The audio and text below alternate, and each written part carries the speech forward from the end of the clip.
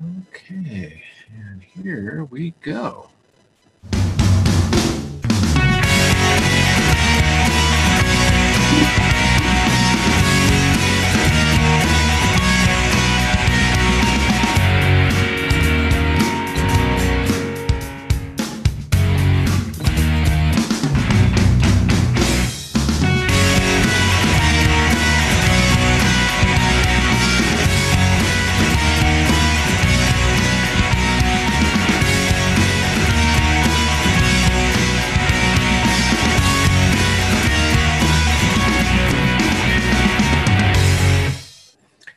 And good evening, everybody. Steve Sandy and Marty Edwards here for AWT TV.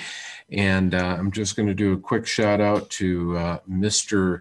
Paul Gans, if he's watching. He sent me this hat a couple of years ago, or 3 or 4 years ago, when we were doing AWT TV over at the unofficial Apple weblog. And I still have the hat. It still fits my big head. So thanks, Paul. And hopefully he's out there. We'll see. He makes a comment. We're going to kind of jump around a little bit today, and I thought Marty has a demo that he was going to do of an app, and why don't you go ahead and jump right into that, and we'll get that going first. Okay. Well, maybe if she's listening, she can on YouTube type a comment, but a lady, I believe it's a lady, Karina Gano from 5W Public Relations out of New York, had contacted me with an app they were producing. A company was producing. They were public relations for it. And she'd asked me about reviewing it. And last week, it's the one I was under embargo. I could not mention it until August 1st. And August 1st wasn't until Tuesday, so I couldn't mention it on the air last week. And I was actually demoing this app to my wife, pardon me, a few days ago. She said, well, you didn't mention it. And I said, well, I was under embargo. She said, you never keep secrets. I said, I do embargoes on software. So, but anyway, I was eager to tell her, but I kept that. So I hope, I think it's Karina is watching, but she'll obviously can go back. But what they have done, let me pull it up here, is an app. One of my favorite things to do, let me go ahead and get the phone broadcasting here.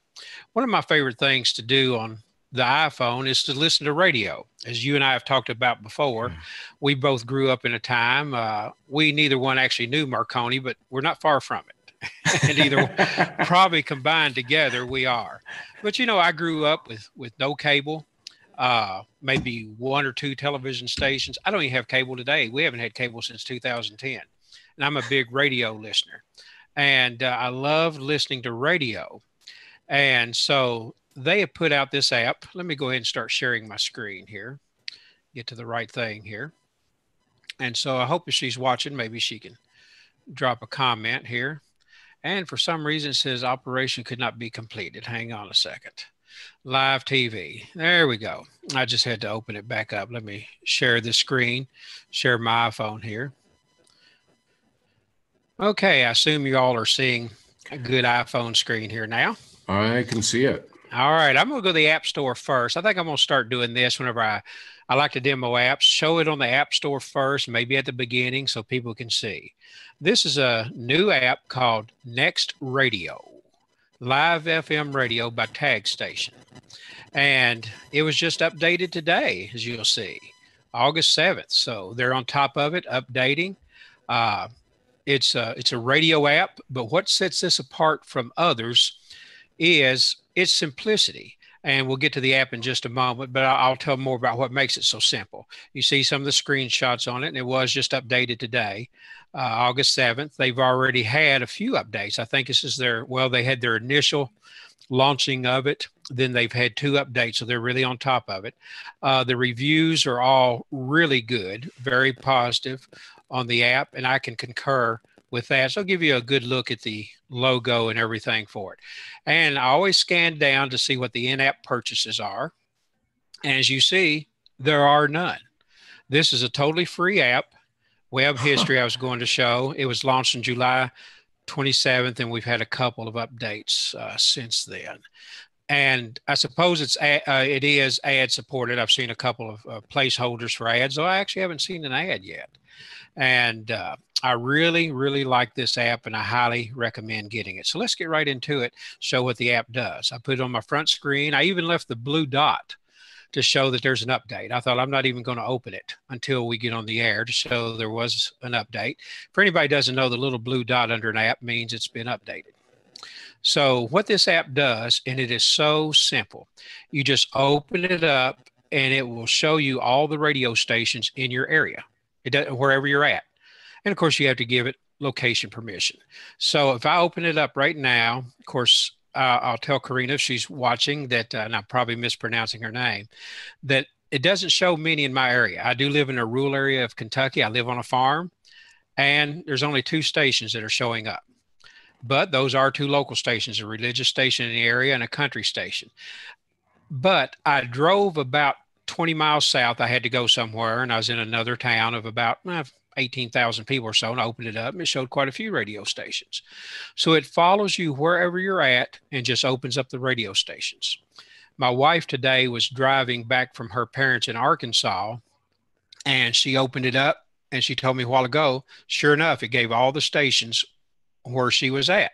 So it's just like turning on the FM radio in your car. Now, I'll say that this is available for iPhone and Android, and they work a little differently. And of course, we're an Apple site, but I will mention what Android does differently, and I hope Apple will follow suit as well.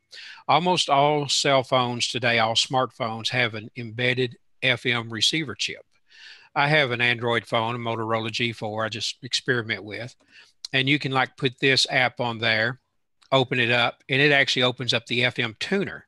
The stations do not have to be streamed. You actually receive them over the antenna. Now, you have to usually have a headphone that acts as the antenna to receive, the wired headphones. You'll need that. I have picked up some without it, but they're very weak.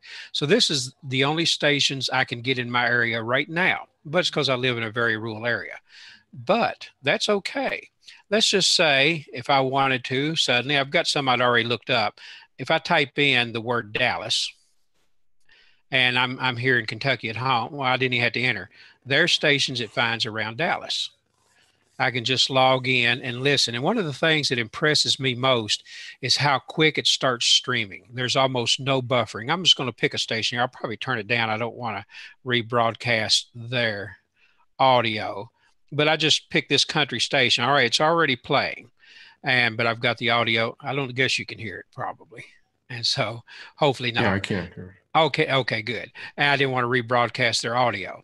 But this country station, okay, it tells me it came up with the album, who's playing, Don Williams, an older country performer. I can thumbs up or thumbs down. I hit station info. I can visit their site. I can hit a button to call the station. And just, if I want to. But here's something that's really neat on this particular station. If I hit recent, it shows me all the songs they have played for, looks like the past couple, maybe all day. I don't know. You go down through there. You can't go back and hear them because it's live radio, but it does give you an idea of the kind of music they play. And just, I'm looking through this country. Here's a Merle Haggard and say, I really like that song. I can hit the 3 dots. And then I can share that with someone, dislike it, like it, or buy the song. And I haven't done that, so I do not know how that buying works, if it's through iTunes or what. So that's almost pretty much it because it's so simple. It just works. It really is an Apple-esque app in that it works. It's not complex. It looks great. You can see there's the icon where I could AirPlay it to Apple TV, or I can put a heart on the station. But while we were on the air live, I thought I would look up a place and just see. I haven't done this yet. Let's try San Francisco and see if it has any stations. I'm sure it has a lot if I can spell San Francisco and talk at the same time. It came up with San Antonio and San Diego. So it's pulling up this. Try this. Check the, there we go. Cisco. There we are. All right. There we go. Sorry to all our friends in San Francisco. I know how to spell it, but I'm trying to type and talk loud. They ended up in San Antonio. Yeah. And so as you can see, I just hit San Francisco there. And sure enough, a lot of stations. And you can do that. I was noticing one more. I'll look. We've been to El Paso, and I really like the desert Southwest, so I thought I would check that. A lot of stations. I'm finding a lot of Spanish music, and I believe you can search for things such as that. Let's just say if I wanted, I have not tried this, so this is live TV. See if there's any German programming. It did not find any. They have to have the description in their title somewhere. But when I don't see Spanish as well, but they're apparently looking more for the towns. And so you're not too far from Denver, but you get the general gist of of how this works. There's a bunch in Denver. There we go. Yeah, that area right there. And look, while I'm searching, the other station in Dallas is still playing. So, That's I'll cool. stop that. It is nice. And so, but the nice thing is if you're driving and just open this app, and I tried it the other day, I didn't even have to reopen it. I drove about 20 miles back home. It changed the selection of stations from where I was at to here. So it follows me along like a real radio. Absolutely free to download. And it's a very quality app. It looks great. It functions great. I've never had it to crash or anything like that. So I want to go back to the App Store real quick and just show everybody the icon. If somebody is speaking Chinese or speaking English, and it will translate accordingly. So let me go ahead and actually fire this guy up. And there we go. And as you see, it says flip your phone. So I flipped it over, and I've got this set up with English and German right now. So this just can be fun because, you know, as I always say, you know, if you ever want to hear a language that sounds like, you know, somebody is, you know, even the most beautiful thing you're describing, like the sound of my cat mewing in the background, will sound like cursing when it's translated to German.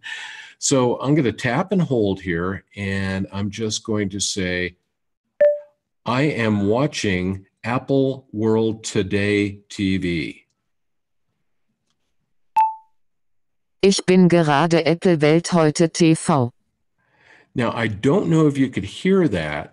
Probably not, because I've got Yes, I could hear it fine. Oh, okay. I could, yeah. But as you can see, it went ahead and did the translation there really quickly. The cool thing about it is if you're going to a particular country and you say, sorry about that, you know, you say, well, perhaps I'm not going to, you know, go for a data plan or something like that. You can actually download the files and you can do it offline, which is pretty cool. A lot of different languages. Like I said, here I've got German and English, and you can see I can look at Arabic, 3 different countries, Catalan, which is a Spanish language, Chinese, Cantonese, Mandarin, Taiwan, or Taiwanese, Czech, Danish, Dutch, 3 different forms of English. I like that. Finnish, French in both France and Canada, German, Greek, Hebrew, Hindi, Hungarian, you know, go on through the list here. I thought it was interesting that they do make a difference between the Portuguese used in Brazil and the Portuguese used in Portugal. But as you can see, it's a pretty good list here, and you're able to translate either way. So, you know, if I wanted to go to Norwegian and, whoops, whoa, I was kind of going between Norwegian and, I wanted to go between Norwegian and English so I can talk to my cat. Maybe he's, there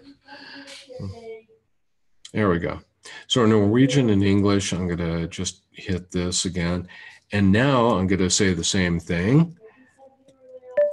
I am watching Apple World Today TV.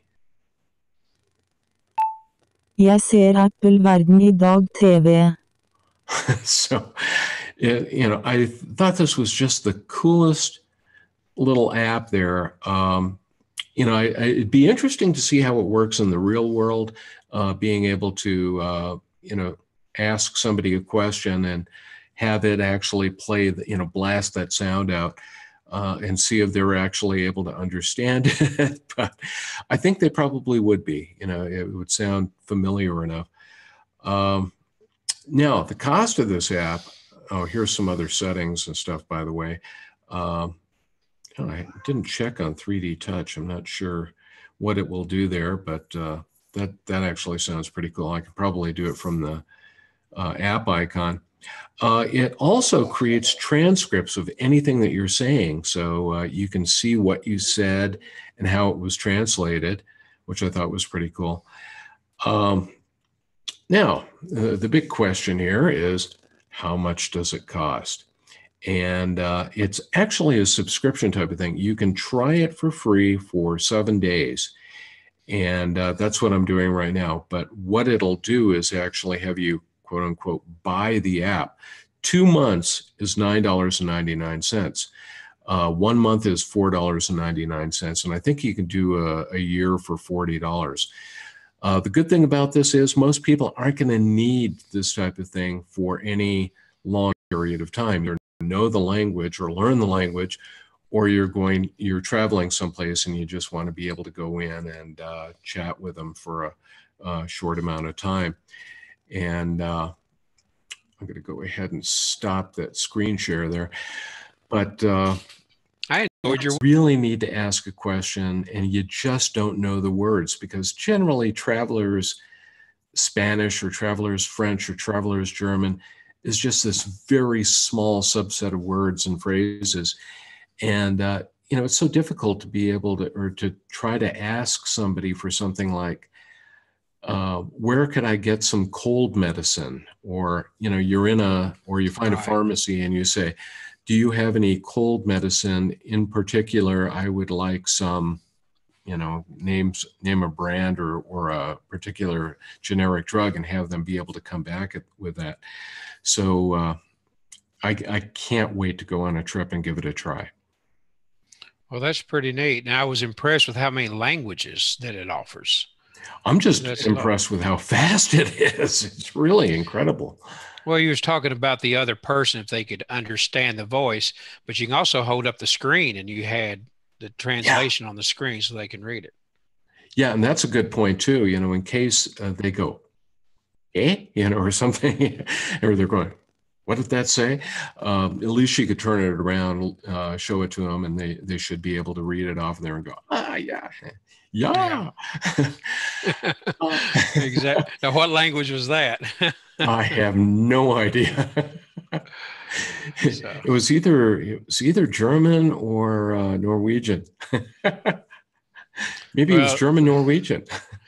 I had gotten a text actually last week after the show from one of the local ladies that helped set up a Mac, and she told me, she said, I like the show. She said, y'all are funny. And so we didn't even start it out to be a comedy situation. Was she talking about looks or? She didn't say, and I'd rather just leave it at that. Sometimes the pain you don't know doesn't hurt. Oh, that's great. Well, thank her very much. Yeah, I sort of like this. She was supposed to be watching tonight. I sort of like this format of us doing the reviews early on, because I think it's one of our most popular segments. And then people can feel free to hang up on us after that. If they don't do it. Hey, one thing I was going to bring up to our viewers this week is that we're going to do something a little bit different next Monday night. Now, next Monday is exactly 7 days before the great eclipse of 2017 going across the United States.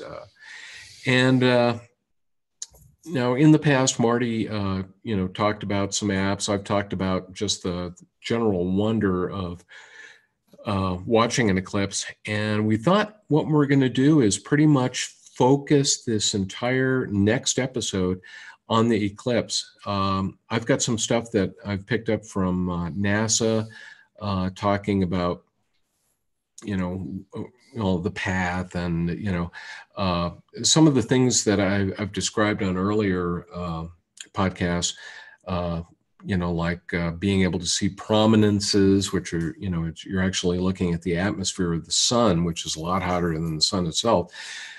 being able to see what they call Bailey's beads, which is sunlight actually coming through mountains and craters on the moon.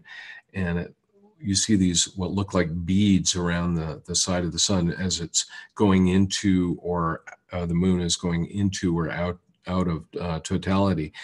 We'll talk about, I don't know if I can find anything on the shadow bands, because that's pretty weird. It's something that, I don't know if you could really pick it up with a camera. We'll talk about the diamond ring effect that happens just after the sun comes out of totality, and some of these other things. So we'll talk about that. I know you have a number of apps that you wanted to show in addition to the ones we've already reviewed. I was going to talk about next week some of the photographic things that I'm going to be using, in particular, which time-lapse app I will be using to actually capture what's going on before, during, and after totality. So, definitely, if you're watching this, tell friends, tell neighbors, tell enemies, tell everybody that you know to watch next week's show, of course, on Apple World Today TV, AWT TV. And, we'll try to do quite a bit of promotion of this before the day actually gets here. And that'll be next Monday night, August 14th, 1 week before the eclipse. That'll be great. Yeah, I think, and I got a text that the lady that said we were funny, she said watching. So she is watching. So we won't get into looks or actions. But I'll go back over maybe one or two of the apps I'd already looked at in case someone missed them. And I'll probably have a few more and try to get some things together I think will help the people try to view the eclipse. I'm actually 30 miles from the path of totality, so I'm definitely going to drive. One of the local cities, I'd already thought one of the best places, if you want just a quiet area, is find a good municipal or country cemetery. And one of the local towns is inviting everybody that wants to come to the cemetery. They're, welcoming the public and going to have a viewing. And we'll talk more next week about some tips. You probably want to be away from city lights because street lights are going to come on unless they programmed them not to. So I think it'll be a fun show dedicated entirely to the eclipse. In 2 weeks from tonight, of course, Steve's going to be in Wyoming. I'll be right here in the same seat.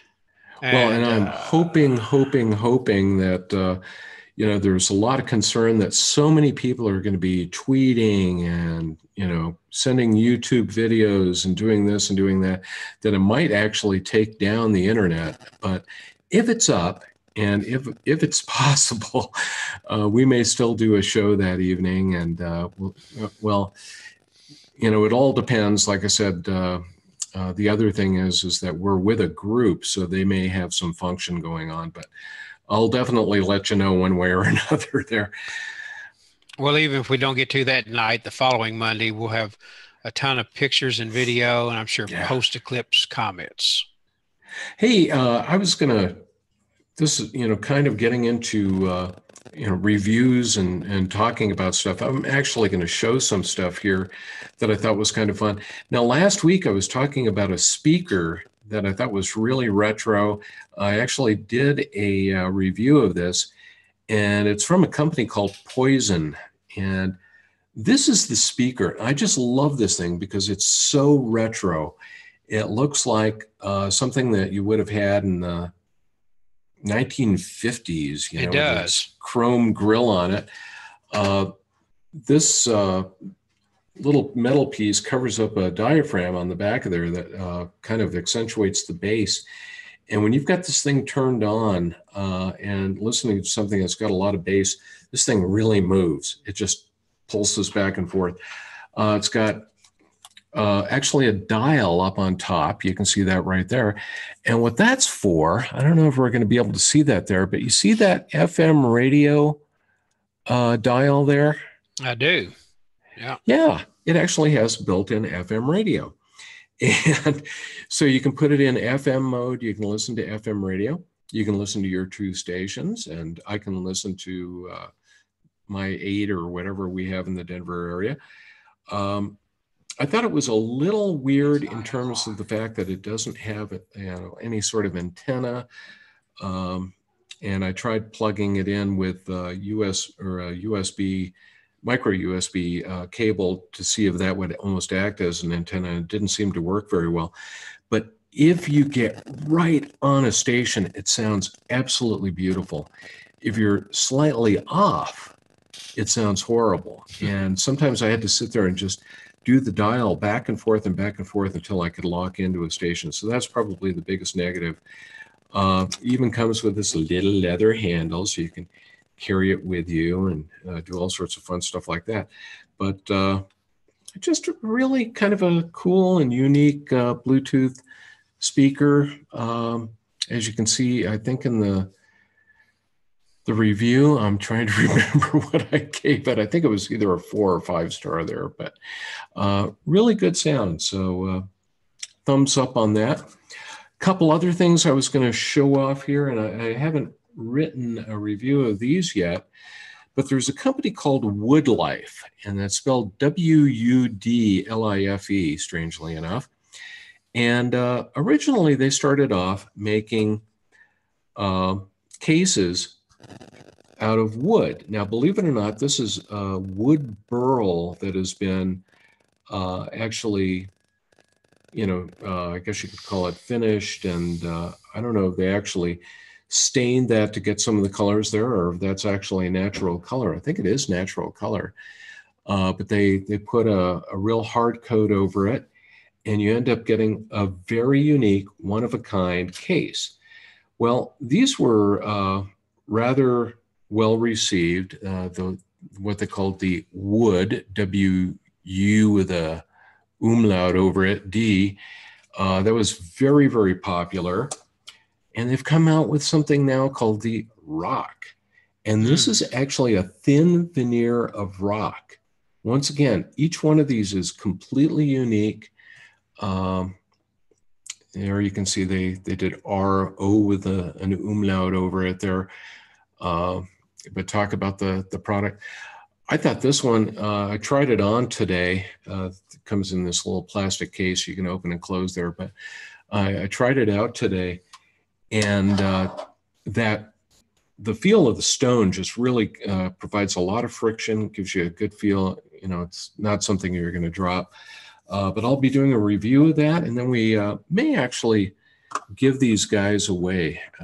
They are pretty cool, but I have way too many iPhone cases right now anyway. So, but I give them, just from the look standpoint, they're very, very unique. And that's it for me. I've got one. All right. Well, I've got it. I did get a text from the friend that said that we were funny. She said she's already downloaded NextRadio, so the word's getting out. And so here's what I wanted to demo. My wife picked me up a little toy the last couple of days for the iPhone, and she wouldn't tell me until she got home. And so I had to wait a few days. It's like a toy under a Christmas tree, and I couldn't even look or shake it. But I've already showed this. She got me a couple of weeks ago. This is a plastic or rubber-like pig, but the head is a suction cup. It goes on the back of your iPhone so you can stand it up. It's $1.49 at Walmart. I've used it. Works great. But what she got me this time, football season is here. You'll be sitting outside those early games. You get hot and everything, and just wish for a little bit of extra breeze. Why not a lightning port fan? You've got to be kidding. As much as you and I study iPhone, I have never seen one of these. I don't know how she finds this stuff. You plug it simply into your iPhone, and that's all you do. If I can find the hole here, just a second. All right, I want to get it up here. All right, there's my phone. Let me get it in front of the camera. There's the fan. Let me plug it in. Starts immediately. And look at my hair going. What hair I have. Yeah. Well, you've got more than I do. Well, it really puts out a breeze. I mean, it's significant. And and then all you do is even if you shut the screen off of your iPhone, it keeps going. The fan does. Get in front of the camera there. Wow. It really, and just unplug it to shut her down. Easy enough to turn off. Yeah. A little motor. That is nuts. So she found this in her hometown of Berryville, Arkansas. They still have a Radio Shack out there in a store. It's one within a store. And he said these were so popular, they were on their third order. And wow. That puts out a significant amount of air. I can really tell a difference. You can see my hair blowing. As a matter of fact, it was so fast. I thought, well, I don't want to get my nose in the propeller, but it's actually it's a very soft rubber, and I don't think it would do much damage. So I have never seen one of these before. As much as we study the next thing they have to do is have one that actually has 4 fans, and it turns your iPhone into a drone. When I saw the propeller, I thought drone, but I didn't think it was a drone. So, yes, I just got a text from the same lady, got to have that. And so I know they go to a lot of football games. It's hot in the early season out there. But, I mean, it's just nothing to it. This time I'll get it plugged right in. Plug it in. Yeah. Jeez. There are brilliant people everywhere. That is really neat. I need to see if we can get those in the deals shop, the AWT deals shop, because we could sell a ton of those. Yeah, this was a lot more pricey than the Pig. I believe this was like $30 or $31. So but I mean, it's really quality. Actually, obviously has a motor inside, so quite a bit of work's involved with it. I'll have to ask her exactly how much it was, but I think it was in that neighborhood. And I give that a big thumbs up. That is really cool. Well, she'll be pleased to hear that. So it is really cool. That air was quite cool coming off of it. And so no pun intended. My wife just texted me, not that expensive. So she may have got something else. So maybe I think she's going to look up the receipt right now. So everybody, right after this word, we will have the price. A word from our sponsor. Yeah. Well, we don't have a sponsor this week, sadly, but hey, how about if I do a sponsor piece about sponsoring? If you'd like to sponsor AWT TV, the Apple World Today website, and actually have a sponsored post written for you by our crack reporting staff here, and have lots of tweets and Facebook mentions during the entire week, we have a sponsorship program. And to find out about how to sponsor, just go to appleworld.today and look up at the top, and you'll see a thing that says sponsors. And click on that, and you can sign up, pay for it, and we'll be right back with you. Before we lose any viewers about the price, you might even put that in show notes. Solid construction, really fast motor, a lot of air, $5.99. $5.99. That's nuts. $5.99. You do know that you're going to have to buy like a ton of these and ship them out to everybody. I just thought that was the neatest idea. She finds me all these little trinkets, that I have never seen for the iPhone before. So, well, it's funny because I've seen USB fans for years, but I've never seen one for Lightning. So that's a first. Yeah, I never have the phone off. I wonder if starting with the phone, just standby with no screen on. Yeah, sure enough, as long as the phone's powered up. I can see that getting attention at a ball game. Yeah. Well, I just found out how much a propeller hurts as I ran my hand into it. Ouch. It doesn't at all. So, okay. So it's I'll give it a test here on live TV. Oh yeah, you can see it's soft rubber. Look at that blood fly. Yeah, this is like we may get a lot more viewers with a little blood on the show. Yeah. Yeah, we could call it something like Chainsaw Live. Or well, I tell you what, you and I think both of being a little bit older in the computer years. I used to always build my own PCs. I would always buy the component parts, put them together. I was building one for our church. And somewhere in the case of that computer still used today is quite a bit of blood. Ooh. All I know, I had a cooling fan that was really high RPMs. And I tell you what, it's they'll remember me long after I'm gone. Well, I can remember, like if you took a look at like the Apple, the Mac 2 CX and CV, and similar, the Mac 2, the original Mac 2, they had these, you of course could open them up, because they had new bus cards that you could slide into them, but they had these metal connectors that they used to kind of, snap everything together when you got in there. And I don't know how many times I cut open my hand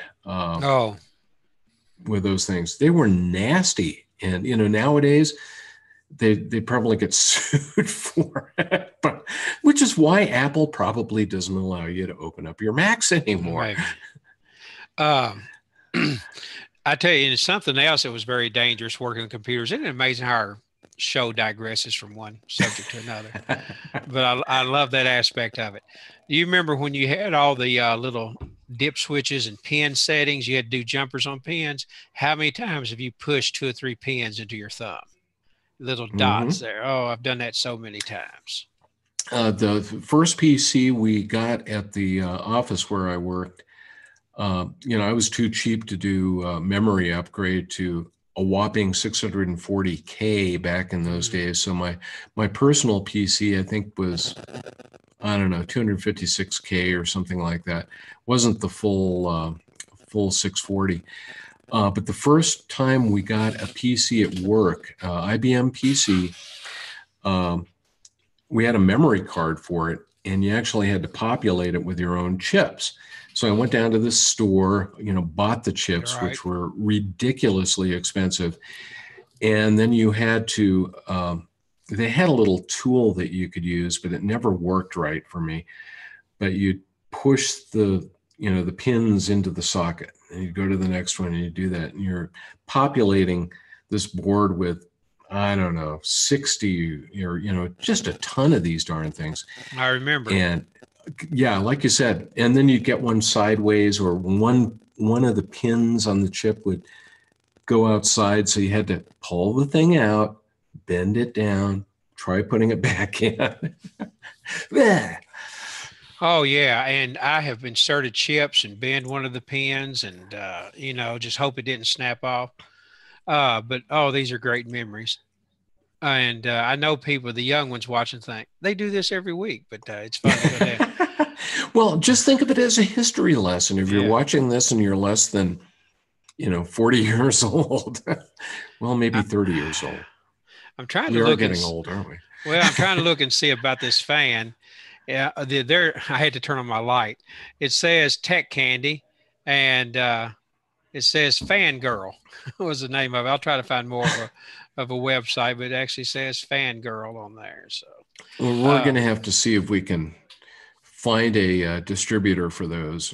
Yeah, maybe we can get a few sent to our site. Tell them we're going to review them for them. What's the review? It blows air. Yeah, 5 stars. That's what it's supposed to.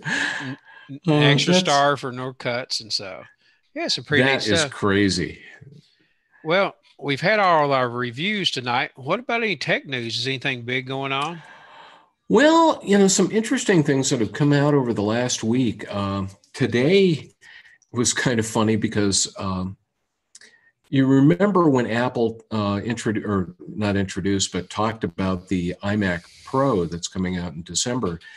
And, one of the big deals there was it was going to have, I think, up to an 18-core chip and all the rest of it. They pretty much knew the specs.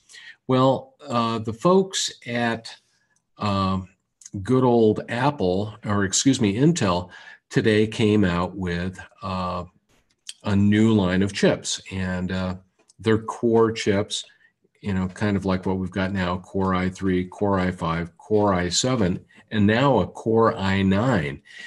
And so they came out with these new chips, and immediately people went out and took a look, and they said, this is it. This is probably what they're going to have in the iMac Pro. Well, except somebody took a closer look, and they found out that the new chips just use standard RAM. They don't use the ECC RAM that Apple, basically said you were going to have on there. In other words, they're using the, I think, DDR4 2666 RAM. So it's once again kind of pointing to the fact that I think a lot of people think that Apple is going to use the what they call Purley, P-U-R-L-E-Y, Xeon server processors in the iMac Pro. And that would be pretty cool. Now, one thing I found out about the Purley Xeons, they use this standard motherboard socket. And what's interesting is that the chips and the motherboard sockets themselves support having up to 8 of those, and each one of those can have up to 28 cores. And I was thinking, Mac Pro, iMac Pro, we know it's going to go up to 18 cores. How about a Mac Pro where you could have maybe a couple of motherboards, each with 8 sockets, each with 28 cores? Oh, wow. I tell you, yeah, we're getting into supercomputer category there. Yeah. But, with the iMac Pro starting at 5,000, I can only imagine. Oof. Yeah, I would, the thing is, though, the people who really need the Mac Pro, I think, if somebody comes out and says, starting at $25,000, they'd go, oh, okay. Yeah. I tell you one thing the iMac Pro has that I really wish the current iMacs had is simply the color. I love that charcoal gray of the keyboard and everything. I still have not bought an iMac. I'm just sort of, everything works. So I'm going to wait till smoke or flame comes out of one. You're not going to set it on fire, are you? I'm going to wait till flames come out. We'll see. On its own. Good. Yeah. Hey, I've actually had that happen. I turned on a PC one day it was already on. I saw flames come out of it. It was small flames, but a cap had capacitor shot and some flames came out. So I recall back in the day, and we're talking about I think it was a Mac 512. It was one of the original Macs that we had in our office. And we ended up doing an upgrade to it. And back then, an upgrade kit that you could buy from 3 or 4 vendors out there, what it would do is actually upgrade the Mac 512K to a full 1 megabyte of RAM. Yeah. Ooh. So it was like a Mac Plus, and then it, I think, also added an internal drive. So we did this upgrade for this old machine, and it was going to be used by a receptionist in our building, and worked great for about 1.5 years. And then one day I get this phone call. Hi, Steve. This is Stacy, or whatever her name was. She said, could you come up to the front desk? And I said, sure. And wasn't thinking anything's wrong. And I went up there. And she's sitting there, and there's a stream of smoke coming out of the top of the thing. Oh, boy. And it was some cheap component, I don't know, a capacitor or something that just died. And we ended up trashing that machine after then. But while it lasted, it was pretty cool. You talk about upgrading to just 1 meg of RAM, but that was standard for the day. I remember, when PCs hit 640K, that was all they could handle. So pretty amazing indeed. And it was so funny because I can recall one of the big deals, with the Mac 2 when it first came out, you could throw a lot more RAM in there. You get like 4 megabytes of RAM, and the Microsoft Excel, of course, which came out for the Mac first in 1985, it could take advantage of as much RAM as you could give it. And we had a finance group that used to do these massive spreadsheets.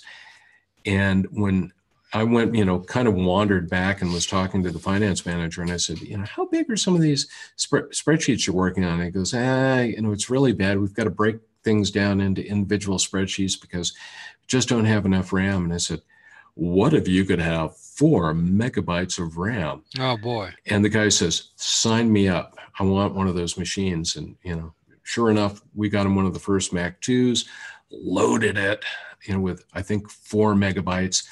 And these guys were in seventh heaven. They were able to, create these monster spreadsheets.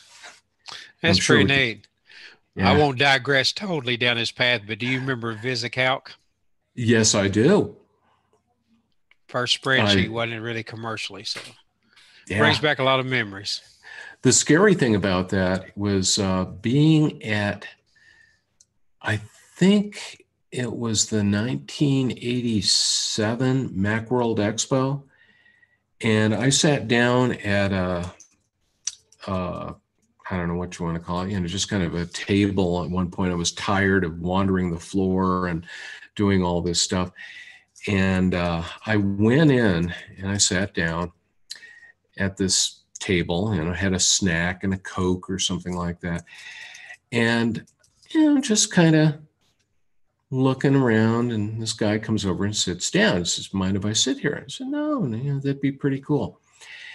And I can't remember the guy's name, but it was the guy who started Lotus development and the original Lotus 1-2-3 spreadsheet.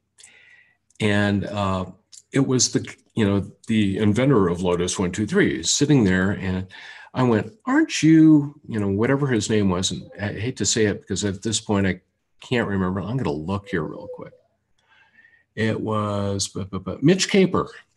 Anyway, it's Mitch Caper sitting there, and we're just chatting about stuff and having this, wild discussion there. And that was one of those cool things that used to happen at Macworld Expos. You'd sit down and just get into these conversations with people, and, you'd introduce yourself and they'd say, "Oh, I'm so-and-so." Yeah. Be like, "Holy crap." That's pretty neat. Yeah. Yeah. Well, I'll tell you, before we're out of time, something, I think we touched on it last week, but there's been so much more. The home pod speaker that Apple's going to have. Yeah. And some of our viewers may not know what it is, but it's a speaker just set around and you can speak to it. It'll tell you the weather, play music, and basically like that. But Apple had released some firmware for it that wasn't encrypted, went out to all developers, and they have picked it apart. They have found so much code in it that really paints the picture of the next iPhone because it's embedded in the iOS of this. So we pretty well know if all that's accurate, and it seems to be, what the next iPhone is going to be. Even a drawing of it was found. Yeah. Well, yeah, it's funny because they found the drawing. They found information about, it looks like Touch ID is gone, and they're going to be using that Face ID, or what they're calling Pearl ID right now. Probably for the pearly whites, you're supposed to smile. Yeah. I don't know. But just absolutely huge number of leaks that came out of that. Is actually pretty cool to see. I think it gives everybody a kind of a good indication of what we're going to be looking forward to. So. Well, they think there's going to be a 4K at 60 frames a second camera on the front and back, both. Yeah, what was the other thing? There was something, I can't remember what it was, but there was some other crazy feature. What they're calling like smart cam or something that. Mm-hmm. Where apparently you point the camera at whatever you're taking a picture of, it identifies what the scene is, and then it changes all the settings to get the best possible photo when you're taking the picture, which I thought, you talk about absolutely brilliant, being able to do something like that where, I'm going to take a landscape photo of this beautiful valley, and it looks, and it, in milliseconds figures out what it is, makes all the setting changes, and you take, a much better picture than you would right now. If you're taking a picture of a baby, it knows, well, you better take it very fast because the kid's probably going to be moving. You might want to use flash. We'll change the, make sure that we get the flash tones proper. That's going to be cool. Apple always, I think, innovates with these new things, and then they never mention it again. And I think people tend to forget. Maybe we need an article or show sometime dedicated to some of the neat things that they've added that most other vendors do not have. When you were saying that, it made me think of, they have, of course, like iOS 7, it started with that. It's supposed to learn your routine. Like if I always open up a certain app at a certain time of day, it learns that and has it cached and ready for me in the mornings. Things like that, they never mention again. But they don't really have to. It's just in there and stays in there. So there's a lot of things that Apple has really put into their phones and iOS that we don't talk about anymore, but it's still leading edge and no one else has it. Yeah, what I'm hoping is that, all these things that they built in and they don't talk about anymore, that they're able to sue Samsung for copying them down the road. Well, I think a lot of people are disappointed if they don't have the Touch ID under the screen, Yeah. But they say the cameras, if it does do facial recognition, it can probably even do it laying down. I'm sure they will get it really worked out. Apple does not ship stuff half-baked. It's ready to go. Well, and I think, as we've mentioned on previous shows before, is one of the big things, that they're talking about with this I think both cameras, back and front, is that you're going to have this 3D sensor, and then you're also going to have a infrared sensor. So not only are they going to be able to do a facial map, be able to say, okay, your nose is this long, it's this wide, your face looks different. I don't know what would happen if I shaved. Maybe it would have problems identifying me.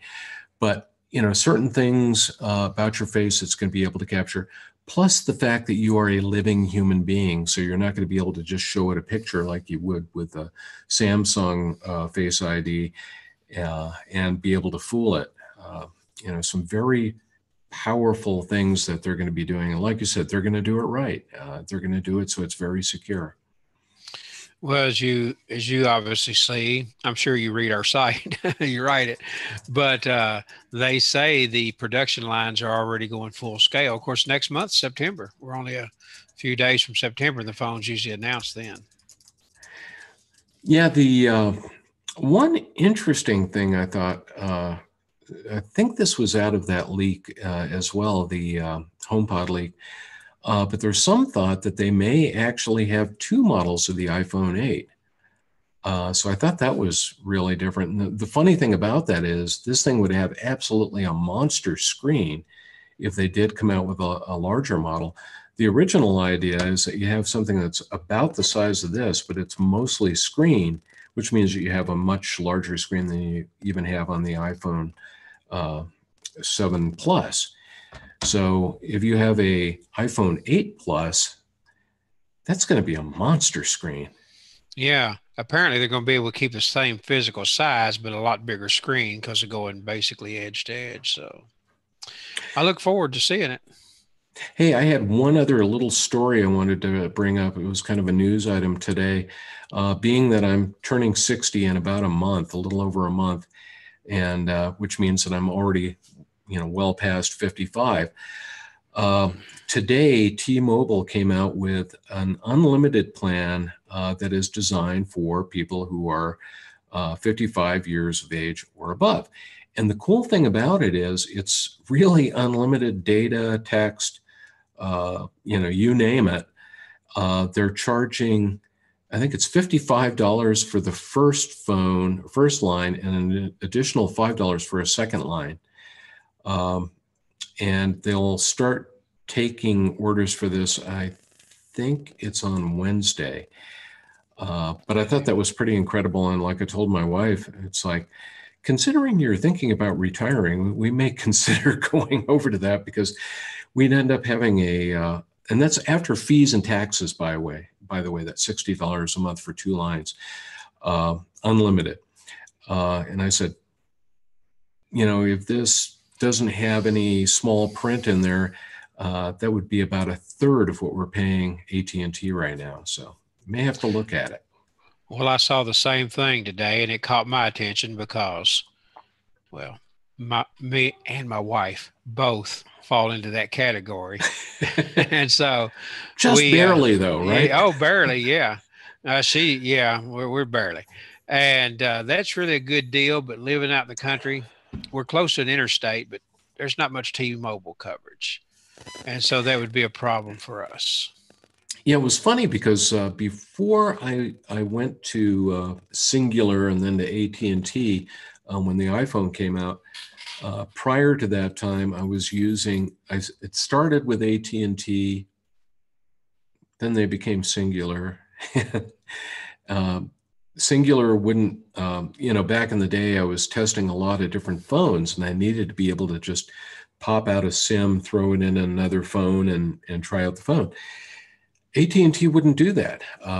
They were very, very strict. You can't get a device on our network unless you buy it from us. So I walk over to T-Mobile. I remember, this one day I just walked over there at lunch and I said, "Hi, T-Mobile. I was wondering, I've got this phone and I want to be able to, swap SIMs between 3 or 4 different phones when I'm testing them. Do you guys handle that?" And the guy goes, "Oh yeah, we don't care, just as long as you're paying your service." And I signed up that day and I had great luck with T-Mobile for, wow, that was probably 6 or 7 years before I went with AT&T with the iPhone coming out. So I don't know, maybe I will do that. Oh, Paul Gantz is asking, does it get cheaper after 70? Yeah. I don't know. I won't ask Paul's age, but anyway. He's 35. Yeah. But T-Mobile also announced today, I don't have enough facts on this, but it's probably more for Android users, but they had a program where you could get a new phone every 90 days, but they've changed it to every 30. You just pay a continual fee. You can upgrade or change your phone every 30 days because, the influx, especially for testers with Android, you don't want to be locked into 2 years. So I thought that was pretty neat. T-Mobile has some pretty interesting things, but we're just way too far for their service. And my wife and I both have unlimited. If we weren't paying for the cell phones on the plan, I think our unlimited plan, it's truly unlimited, runs about $80 to $85 a month. So no complaints there. Yeah, the one thing I've got to see if we can get switched over to, I actually think it would be cheaper at this point for Barb and I to get off of, we're on a discount plan with AT&T that, it's only got a certain limit of number of gigs of data that you can use.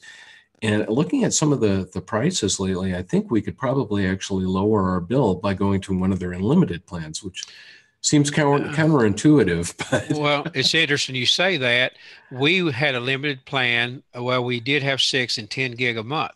We went to an unlimited. It lowered our bill $35 a month. Go figure. But nuts. I was glad. I know. And so a lot of competition. Well, I've noticed we're at an hour here, so we'll probably cut it off tonight. Next week, I don't think we're going to, we may go a little long. And if you joined us after we talked about it earlier, next week is going to be a very, very special edition of AWT TV because it's all Eclipse. We're going to show some data, some interesting things that you might see if you're going to be on the center line of the eclipse.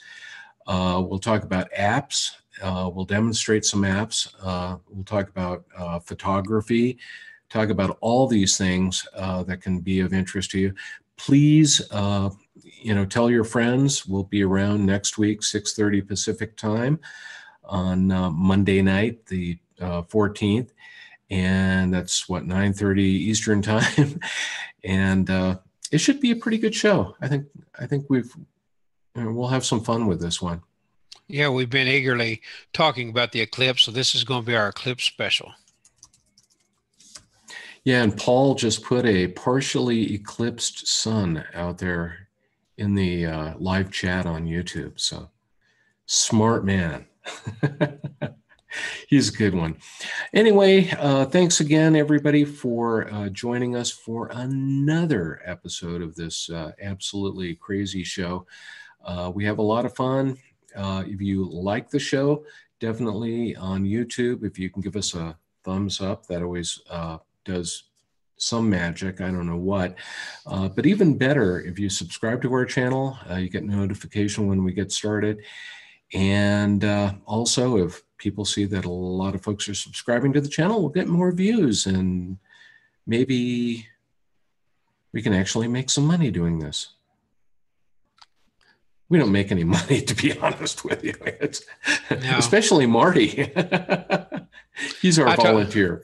Yeah, I do. But there are some perks. I get to review a few things, and they usually say keep it. So, but this review is from my wife. So, no, I'm at a good place with Apple World today. I feel no pressure. I just have fun. I told my wife the other day, I said, I'm the Ed McMahon of Apple World today.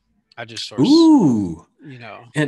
And you know, Ed was always the guy, you know, of course, everybody watching us is probably, you know, understanding who Ed McMahon was, except that, you know, we have some youngsters out there, they're going, who? But he was the sidekick, and he was very, very good. I used to love his laugh. Oh, Johnny. No, this, I tell you, this is volunteer, but the more I do the show, the more I like it. I look forward to it. Can't believe it's Monday night again. Yeah. Well, just imagine it's going to be Monday the 14th here really quick. And then I'll be off to Wyoming, hopefully, knock on wood, for the eclipse. And well, I'm saying knock on wood because parents issue. Yeah. Well, I'll still be in Kentucky. I just hope I can get to it. They expect a massive crowd and the such like. But I told my wife and my mother, I said, we'll leave about 4 a.m. I think I heard a couple of groans when I said that. try to get a good spot and just camp out. And so I think some people are, you know, a lot of people are renting 10 by 10 squares in their field, you know, a few dollars. And so maybe more than a few, but we'll see what we can find. Awesome. Well, good night, everybody. Thanks again, Marty. You're always, you know, you make my Mondays. This is always a lot of fun. You have some poor Mondays, don't you? No, they are fun. Yeah, it is fun. Well, thanks again, and we'll show the outro here, the fun, exciting outro. Have a good one, everybody.